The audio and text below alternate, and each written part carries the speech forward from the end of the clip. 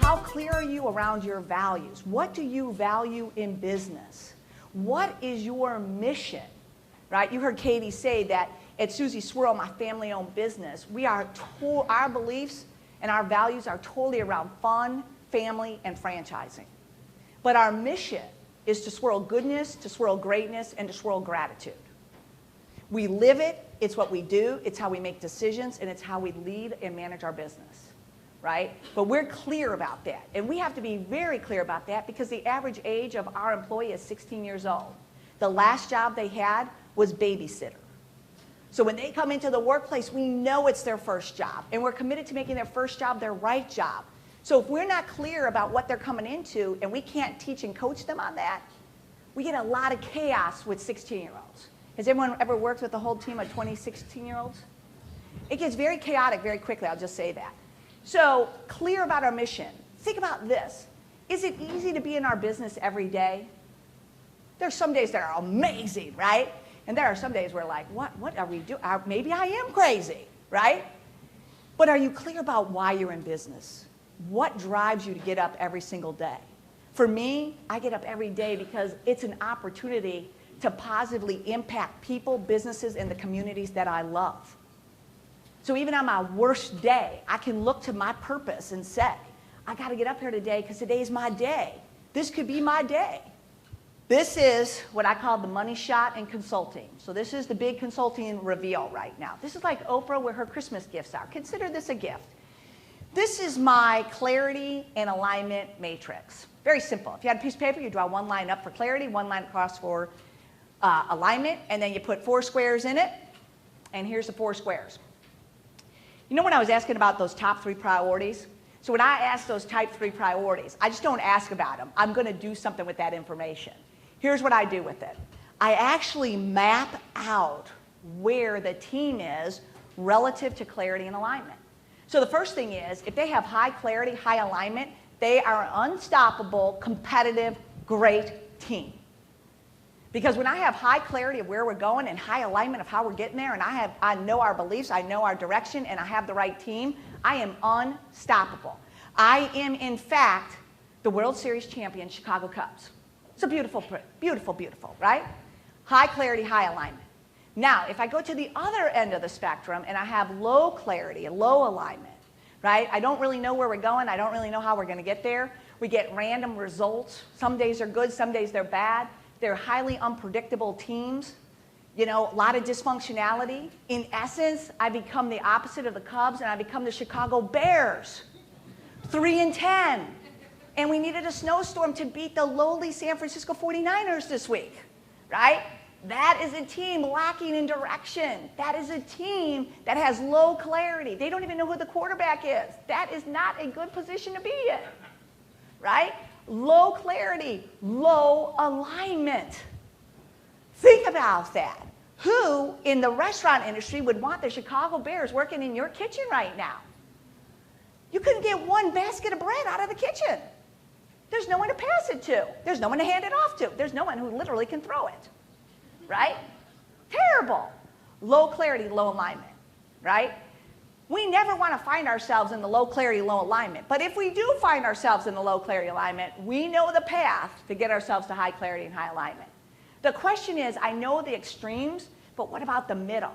So let's take a look at high clarity and low alignment. This is a beautiful team. They have a shared vision. They are well-intended individuals. No one's coming in there saying, I'm taking down the ship today. They're coming in there to say, let's do this, right? But they're all working as individuals. This is a great illustration of a new restaurant opening team. And the best illustration I can give you is they all know they're going to open the restaurant. They know they're going to open the restaurant. They know they're going to open the restaurant on this day. They know where the location is. They know the community that they're opening it in. But no one has given them the plan that says, this is what you're doing, this is what you're doing, this is what you're doing, and we're going to meet weekly, and we're going to talk about this, and we're going to have a system for doing this, because if we don't all pull together as one, we're all going to work separately on this, and we'll be inefficient, ineffective, and we'll be highly frustrated. So think about a shift just a shift during the holiday season. How many of you doing holiday parties right now? All right. Could you imagine doing a holiday party where everybody's coming in, you're doing a holiday party for 100 people, but we have not told the kitchen what the menu is. We have not told the servers what the menu is. We have not told the bartenders where to set up the bar and the pop-up bar, but we've let them all come in and just kind of do whatever they wanted to do. What would you be thinking right now about the success of that holiday party? Right. We know we want it to be great, but we have low alignment on how we'll get it there, right? So the last one is this one, low clarity, high alignment. Let's take the same idea of the holiday party. Now I have the whole team set up. Team, we're going to have an amazing holiday party. We've got 100 people coming. You are going to do this. You're the front waiter. You're the back waiter. You're the bartender. You're the host. This is the chef. Here's our specials. Here's where the dessert bar is. Everything's set up, right? It's beautiful. We're going to have the best holiday party ever. But the only thing that we have not told the team is, where is the location of the holiday party? Right? And if you're in catering, I'm not saying you personally, but has anyone ever had a catering experience where the catering people show up and they literally do not know where to go with all the catering food? All right, not any of your locations. I know this for a fact, but I have been, in fact, where I get the phone call. What is your address again? What is your address again? Oh, you kidding? Okay, all right. What floor are we going to? What part of the building? Awesome. All set up, no place to go. So think about those 3 priorities of yours, right? And identify where do they fall. So I could take those 3 priorities and figure out where they fall on this. I can take a leadership team and I can see how functional a leadership team is by laying them up on this matrix. Because here's the best part of a leadership team. I'm not looking for just the words they tell me, because I've been in a lot of meetings where I hear a lot of words. I'm really looking to say, what's their actions, how do they support, and what are their results? Because you can tell me all you want that you're in on this, but it's really your actions, your support. What do you say after the meeting?